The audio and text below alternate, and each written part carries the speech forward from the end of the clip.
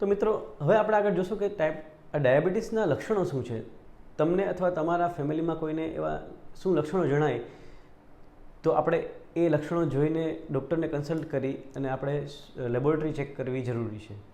તો મેં જેમ હમણાં વાત કરી પ્રમાણે કે લોહીમાં શુગર વધવાથીને એક તો વજન ઘટવાનું, ભૂખ વધારે લાગવી, તરસ વધારે લાગવી, પેશાબ વધારે જવું, તેમજ અમુક બીજા જે ડાયાબિટીસના લક્ષણો છે એ છે કોમન સ્કિનના ઇન્ફેક્શન. એટલે ક્યારેક પેશાબની જગ્યાએ ઇન્ફેક્શન થાય છે, ક્યારેક સ્કિન ચામડીમાં બીજા કોઈ રસી થાય છે, અમુક ઇન્ફેક્શન એટલે કે આપણે ક્યાંય વાગી ગયું હોય અને એમાં ઇન્ફેક્શન થઈને એ જખમ છે રૂઝાય નહીં, લાંબો ટાઈમ લાગે રૂઝાવા માટે. આ સિવાયના બીજા લક્ષણો જોઈએ તો દર્દીને હાથ પગમાં ખાલી ચડી જાય છે, ક્યારેક ઝંઝનાટી જેવા લક્ષણો આવે છે, ક્યારેક હાથ પગ સૂન પડી જાય છે, ક્યારેક કંઈ વાગે તો ખબર નથી પડતી, એ પણ કોમનલી જોવા મળે છે. આ લક્ષણ સિવાય મેં તમને જેમ કીધું પ્રમાણે નાની ઉંમરનું ડાયાબિટીસ છે એમાં મોટાભાગે શરૂઆતમાં કોઈ લક્ષણ નથી હોતા, પણ એમાં ક્યારેક સડનલી અચાનક જ શુગર વધી જવાથી ને એના શરીરમાં એસિડ લેવલ વધી જાય છે અને એ એસિડ લેવલ વધવાથી એ દર્દીને ઉલટીઓ થવા માંડે છે અને એને ક્યારેક ઇમરજન્સીમાં દાખલ કરવા પડે છે. તો આવા કોઈ પણ લક્ષણ તમને જણાય તો તમારા ડૉક્ટરને કન્સલ્ટ કરવાના. હવે ડૉક્ટર શું કરશે તો પહેલાં તો આપણે શુગરના ટેસ્ટ કરવાના આવશે. શુગરના ટેસ્ટમાં આપણે ભૂખ્યા પેટે તેમજ જમીને 2 કલાકનું શુગર, આ તો કોમન છે જ, પણ જ્યારે પહેલીવાર ડાયાબિટીસ કોઈને પણ આવે છે તો એમાં કાં તો આપણે ગ્લુકોઝ ટોલરન્સ ટેસ્ટ કરતા હોય કે દર્દીને આપણે ગ્લુકોઝનો અમુક ડોઝ આપી અને પછી એનું શુગરનું અમુક અંતરે ચેક કરવાનું, જે જૂની મેથડ છે. પણ હવેના ટાઈમમાં મોટાભાગે જે ડૉક્ટર તમને ટેસ્ટ કહેશે એ છે HbA1c, એટલે કે તમારું સરેરાશ શુગર છેલ્લા 3 મહિનાનું. આ સૌથી મહત્ત્વનો રિપોર્ટ છે, કેમ કે HbA1c એટલે કે આપણું હિમોગ્લોબિનમાં શુગર વધવાને લીધે એ હિમોગ્લોબિનમાં જોડાઈ જશે અને એ આપણે 120 દિવસની એવરેજ આપશે. તો આ રિપોર્ટ ઉપરથી આપણે ખબર પડી શકશે કે તમને ડાયાબિટીસ થઈ ગયું છે, તમને બોર્ડરલાઇન ડાયાબિટીસ છે એટલે કે ડાયાબિટીસ થવાની શરૂઆત થઈ છે કે તમે નોર્મલ છો. તો આ કોમન ટેસ્ટ છે, આના ઉપરથી તમને નિદાન થઈ શકશે કે આ ડાયાબિટીસ તમને કેટલું છે. એ સિવાય બીજો કયો ટેસ્ટ છે કે જે આપણે ડાયાબિટીસના પેશન્ટમાં ક્યારેક એડવાઇસ કરતા હોય તો જ્યારે ડાયાબિટીસ અમુક ઉંમરે આપણે આવે, જ્યારે કે 30 વર્ષની ઉંમર કે 25 વર્ષની ઉંમર કે 35 વર્ષની ઉંમરે કોઈને ડાયાબિટીસ પહેલી વાર આવ્યું છે. હવે એમને ખબર નથી કે એને કયા ટાઈપનું ડાયાબિટીસ છે, પહેલા નંબરનું કે બીજા નંબરનું. ઘણીવાર એવું થાય છે કે જે એજ ગ્રુપ છે એ ફિક્સ નથી હોતું. તો એવા કેસીસમાં અમે ઇન્સ્યુલિનનું લેવલ સવારે ભૂખ્યા પેટે એ ચેક કરવા માટે લેબોરેટરીમાં મોકલતા હોય છે. એ સિવાય નાની ઉંમરના ડાયાબિટીસ માટે આપણે જે બીજું ચેક કરીએ છીએ એ છે એક એન્ટીબોડી લેવલ, જેને anti-GAD એન્ટીબોડી કહેવાય છે, અને બીજું છે C-પેપ્ટાઇડ લેવલ. તો આ 2 ટેસ્ટ છે એ અમુક દર્દીમાં અમે કરાવતા હોઈએ છીએ એનો ટાઈપ જાણવા માટે.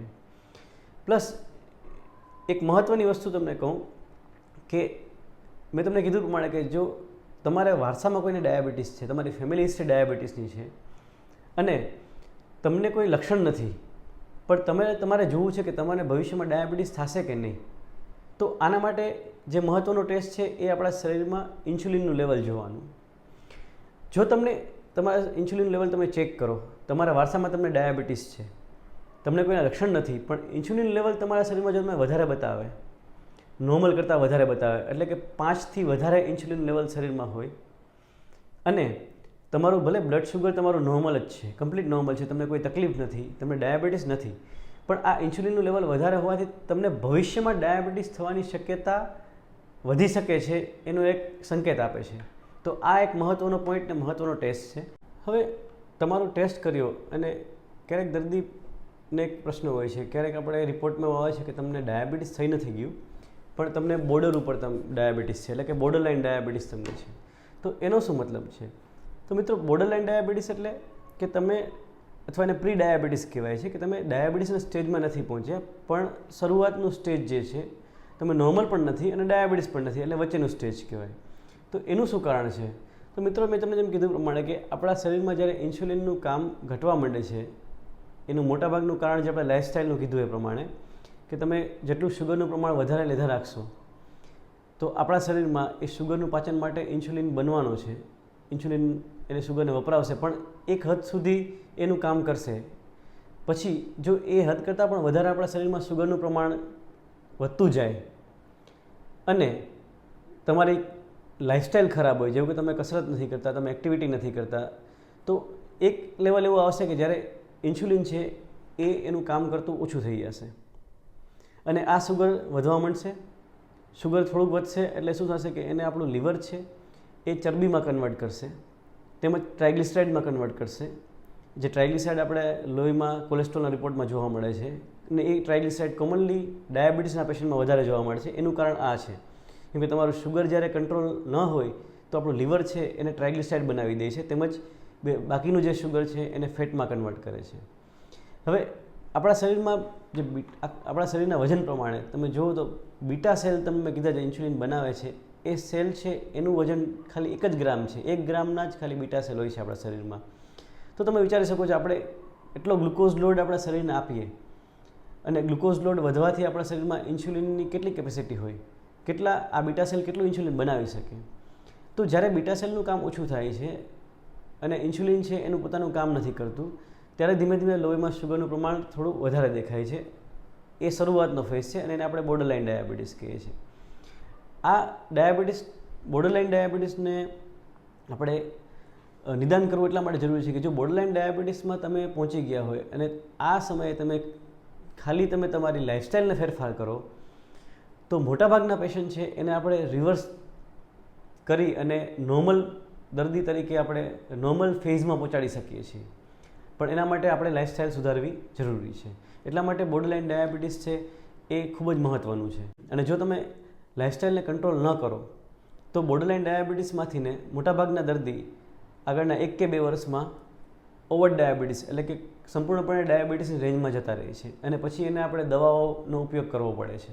અને જ્યારે બોર્ડરલાઇન ડાયાબિટીસમાંથી પછી ડાયાબિટીસ થઈ જાય છે તો એના માટે આપણે એક જ ટ્રીટમેન્ટ છે એ છે આપણે દવાઓ ચાલુ કરવી પડે છે. એ દવાઓમાં આપણે શું આવે છે તો દવામાં આપણે મોટાભાગની દવા છે એનું પહેલું કામ હોય છે કે એ ઇન્સ્યુલિનની જે સેન્સિટિવિટી છે એ વધારે અને ઇન્સ્યુલિનનું કામ ને ઇન્સ્યુલિનને જે કામ કરે છે એને કામ વધારી દે, જેથી કરીને બધા સેલ્સમાં આપણી શુગરનો વપરાશ વધી જાય. તો આ દવામાં સૌથી કોમન દવા છે મેટફોર્મિન, જે આપણે શરૂઆતના ફેઝમાં બધાને ચાલુ કરતા હોય છે. એ સિવાય બીજી એવી અમુક દવાઓ આવે છે કે જે દવા છે આપણા બીટા સેલમાંથી ઇન્સ્યુલિનનું પ્રોડક્શન વધારી દેશે. તો ઇન્સ્યુલિન જે ઓછું કામ કરે છે તો ઇન્સ્યુલિનનું લેવલ વધશે એટલે અમુક એનું કામ વધી જશે અને શુગર કંટ્રોલ થશે. તેમજ અમુક દવા એવી છે કે જે આપણા શુગરને પેટમાંથીને જ્યારે આપણે જમી લઈએ અને એ ગોળી જમવાની સાથે લઈએ છીએ તો એ જમ્યા પછી આપણે શુગરને લોહીમાં નહીં ભળવા દે અને લોહીમાં શુગરનું પ્રમાણ ઓછું થશે. અને જે નવી દવા હમણાં છે અમુક વર્ષોથી આવી છે એ દવાનું કામ એ છે કે શુગર છે જે લોહીમાં વધારે છે એને પેશાબ વાટે બહાર કાઢી નાખશે, એટલે પેશાબમાં શુગર નીકળવાથી બ્લડમાં શુગરનું લેવલ ઓછું થશે. તો મિત્રો જ્યારે ડાયાબિટીસ થશે તો આ બધી દવાઓનો ઉપયોગ કરવો જરૂર પડશે જ પછી.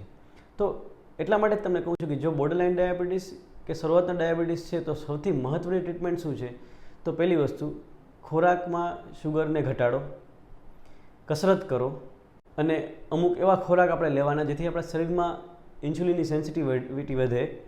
એના માટે આપણે ખાસ આપણું વજન, પેટની ચરબી આ 2 વસ્તુ કંટ્રોલ રાખવું ખૂબ જરૂરી છે, જેથી કરીને ઇન્સ્યુલિન છે એનું સરખી રીતના કામ કરી શકે. કેમ કે જ્યારે આપણા પેટમાં ચરબીનું પ્રમાણ જ્યારે વધે છે આ ચરબી છે એ આપણે લીવર, આપણા આંતરડા, આપણી કિડની એની સાથે જોડાયેલી હોય છે. અને આ ચરબી એક એવી વસ્તુ છે કે જે શરીરમાં ઇન્સ્યુલિનની સેન્સિટિવિટી ઘટાડે છે અને ઇન્સ્યુલિનનું કામ ઘટાડે છે. કેમ કે જેટલા ભાગનું ઇન્સ્યુલિન બને છે એમાંથી અમુક ઇન્સ્યુલિન તો આ ચરબી જ છે પોતે વાપરી લે છે, જેથી કરીને ઇન્સ્યુલિન પણ શરીરમાં ઘટશે અને એની જે ઇફેક્ટ છે આપણા કોશિકાઓમાં, આપણા સ્નાયુમાં એ પણ ઘટશે.